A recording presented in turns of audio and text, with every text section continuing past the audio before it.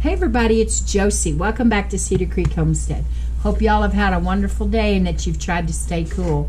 Now this week has been a blistering week for us. We have been at upwards of 100 degrees, 100 plus, 102, 104, 106, 107 actual temperatures, and then we have been last few days 115 degrees. The excessive heat advisories, heat warnings, that's been our feels like temperature, and it has just been miserable. Everybody has been fussy.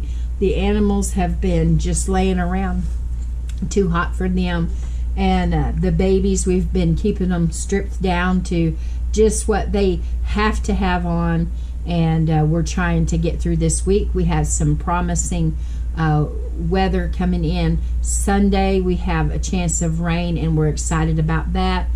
And not a big chance yet, but every little bit will help. And the temperatures are going to drop down to 91. Now I know that's still hot, but with the humidity dropping and all the other things, that will feel fabulous for us. I know that a lot of you in other areas of the country probably are dealing with the same or even hotter temperatures. We're in Oklahoma, and it's been rough. Now up until the middle of July, June and July were just beautiful as far as temperatures and rain amounts for us. I know that other areas of the country were extremely dry during that time, but fortunately for us, we had rain and we did well. But it has turned off dry. The grass is beginning to die. Yards, the ground itself is beginning to crack just a little bit. Nothing like it was last year. We still have water in the pond. The creek still has water in it. It's not the most pleasant looking water, but we do have water for the cows to get in and to cool off and to have something to drink. Plus we're putting water out in the stock tanks and running garden hoses over to fill those up, and it's just a busy time. We're trying our best to keep all of the baby chickens and turkeys and guineas all safe and happy, and that requires their regular food, but it requires more watering than usual to make sure that they stay hydrated, and they go through a lot of water, and so spending a lot of time doing that, and we're just doing our best to get them through this hot time. We know that cooler temperatures are coming, and we will be ready for them for sure. Now all of our vegetation, our gardens, our flowers, and those things are beginning to really look rough. I know that we did a project with you on the tumbling Tom tomatoes in the hanging pots on my front porch. They get that hot west afternoon sun, and they've just burned up. Between the amount of heat and the pest pressure with the grasshoppers, those have just went kaput. I don't blame totally tomatoes. Is where I got the seeds from. I definitely don't blame them. I will be moving those plants to a different location next year. Not those particular plants, but what new ones that I plant, I'll be growing them in a different location where they're going to probably get some afternoon shade. These were in shade for the morning and afternoon sun, and I just think it was entirely too hot for them. So a few of our projects our experiments didn't pan out, but you know what? We're okay with that. We learned from it, and we'll go forward. I do have tomatoes in all of my cattle mineral tubs.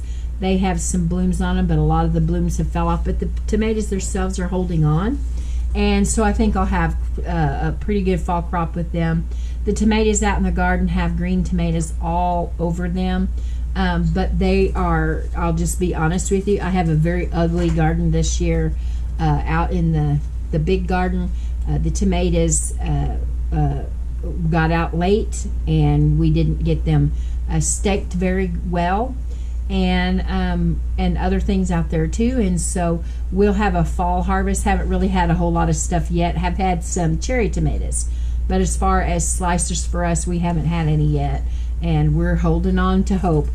The peas are loving it. Peas love the hot weather, so they're doing well. Pintos, peas, red ripper cow peas, the all of the different peas and beans that I've got planted, they're all doing well.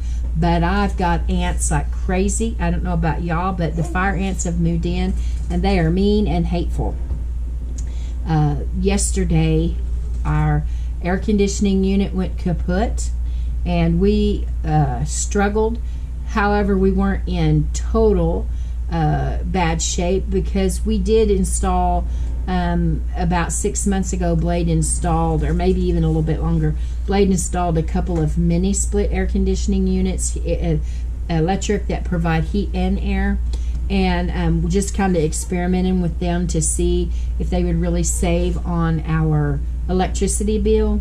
So during the day that the air conditioning unit didn't have to run constantly, it's cheaper, more economical to run these mini splits, and they've been doing a pretty good job. But I do have to turn the one on the living room off in the evening time to get the big central air to run, to cool off my spaces back here, my bedroom and my master bathroom and those areas, because there's not a mini split back there and it gets really stuffy.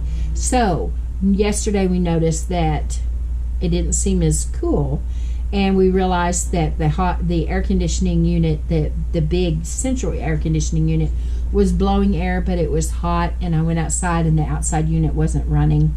So we prepared ourselves. We knew that we had parts because of Howie and Blade's business that they had. We still have parts remaining, so Blade was pretty confident that he knew what was going on and that he would be able to fix it. So when he got home, we ate supper and he went out to fix the unit.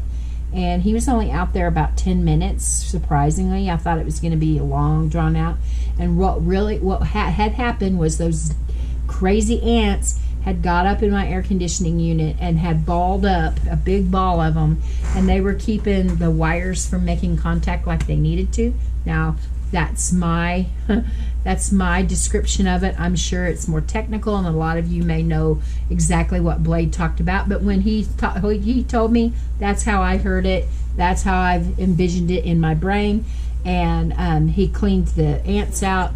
He took care of getting control out for them, spraying and taking care of it, getting the unit clean, make sure of it, and it's running fine today. But those ants have wreaked havoc. They've ate my feet and my legs up this year. Cheyenne as well. They're all over in the garden. They're just torturous. But I'm hoping with getting our little birds growing and getting that all back in, that they, with free ranging to a degree, they can take care of that.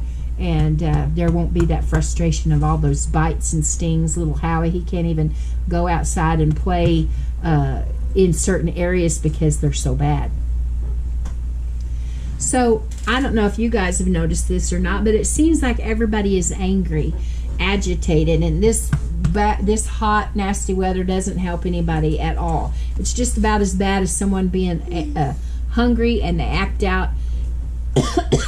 They act out in anger because of being hungry. I think they do that same thing with being hot.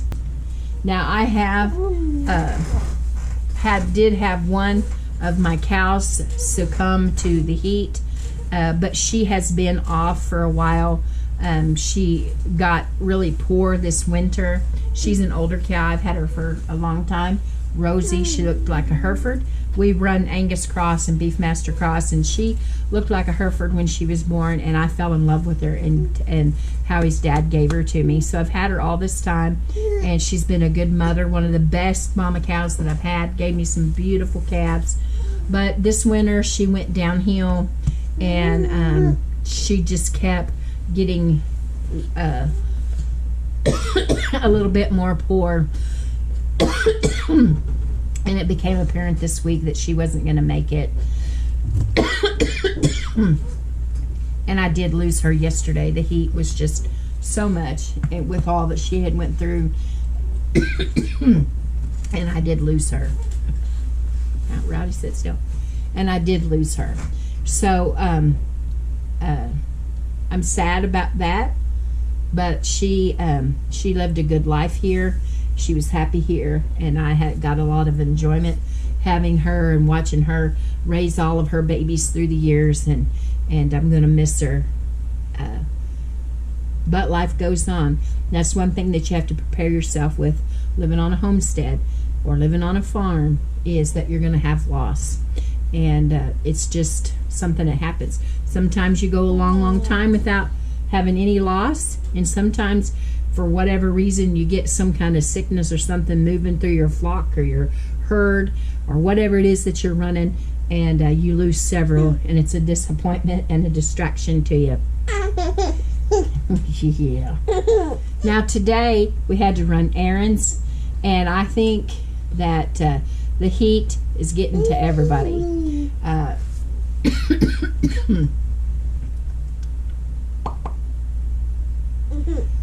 We had our errands ran, and we were getting ready to leave town, and we was in a long line of traffic, and Cheyenne noticed that there was something going on. There was actually a tanker truck that had pulled off of the highway onto the side road that we were on in Muskogee. They were pulling there in front of Walmart. And of course, there's a gas station on one side before you actually go into the Walmart parking lot. And he had pulled in and was turning onto the street that we were on. And the vehicles that we were behind had pulled up far enough that he couldn't get in. Well, right there was that gas station, and Cheyenne had stopped her truck on this side of the driveway so that people could get in and out of the gas station, and also so that the vehicles could back up. But they weren't paying attention to each other. The people that were trying to back up out of the tanker's way could not back up because people kept coming in and out of the gas station, not giving them time to back up and get out of the way and to fix the situation. Well, before you knew it, the person in the front vehicle, which was a lady, she gets out of her vehicle and begins to curse and scream and shake her finger and do other things with her finger towards the person that was behind her. And I thought, oh my lands, what are we witnessing here? And it just kept going and kept going. Of course, that guy couldn't do anything. It was a fella, and he couldn't do anything because the cars behind him were right behind him, and there was no room for him to move. He had to wait for them. There was probably 2 or 3 other vehicles that needed to move back so that he could move back, and then in turn her move back so the truck could move. And it escalated to the point that she went back to her vehicle after she screamed and done all of the ugly things that she did. She went back to her vehicle and she got a tire iron or some other kind of rod out and shook it at the car behind her. And I thought, what? No, Howie. I thought, I called you Row. That's right. Meanwhile, I called you Howie. I thought, what a dangerous thing that was, because she didn't know the person behind her. And if he, in his anger, had escalated to the point that she did, it could have been a very dangerous outcome. You see it on the news every day, road rage and other things where people get out and they fight or they shoot one another. And she actually took a weapon, not a weapon to fire, but a weapon that she shook at him out of her vehicle and threatened. And it could have been really bad. Now, thankfully, everybody backed up and they got the situation taken care of and everybody went on their way. But it could have been a very, very a tragic and different outcome had people's tempers got to them. And that's kind of what I really wanted to talk about today, is just reminding everybody to, take a breath and get a cool head about you and not react to all of the things that are going on around us. We all know that listening to the news, that things are becoming very polarized. They've been that way for a long time, but you're going to see it a whole lot more with all the things coming in the future with elections and the court situations. No matter what side you come down on, all of the things that people on one side or another believe or don't believe, cool heads must prevail for things to not become tragic. Sometimes we don't want to see that because we want our side to be right or their side to be right, and things escalate to the point that something happens in the heat of the moment and it can't be taken back. It begins with words, and that lady today, hers began with words. She got out and boy was she letting the words fly. Then it escalated to gestures, and she was giving him what for. And it went as far as her pulling out a weapon. It could have been bad. We must love our neighbors. And I know that people say that's easier said than done. And we might ask who our neighbors are. Well, it's anybody around us. Not just those that live next door or down the street, but everyone that we come in contact with is our neighbor. And we must treat them the way that we would treat ourselves. You know, I know there's things out there that makes you scratch your head and wonder what in the world they was thinking that day. But regardless, we have to keep a civil head, because it's going to keep us out of trouble if we do. Keep a civil head, lower the temperature just a little bit. And, you know, here in the physical, we've got rain on the horizon and lower temperatures. And in our attitudes and in our day-to-day lives, we could do the same thing. Lower the temperature and keep from reacting the way that they want us to react. Now, that doesn't mean bury our head in the sand and not pay any attention to the things going on around us. That's not what we're saying. That's not what we're saying at all. But make sure that we don't let something like needing to back our truck up cause us to do something foolish. Well, guys, until next time, this is Josie. I love you guys, I really do. Just a little reminder to be a little bit kinder, a little bit more understanding when we don't know the pressure that somebody is under. Maybe they just come from seeing somebody at the hospital, or they had a bad day at their work. It doesn't justify them being ugly, I know that. But if we're a little bit more understanding, maybe we can lower the temperature just a little bit. Till next time, guys, keep looking well to the ways of your household. We're gone.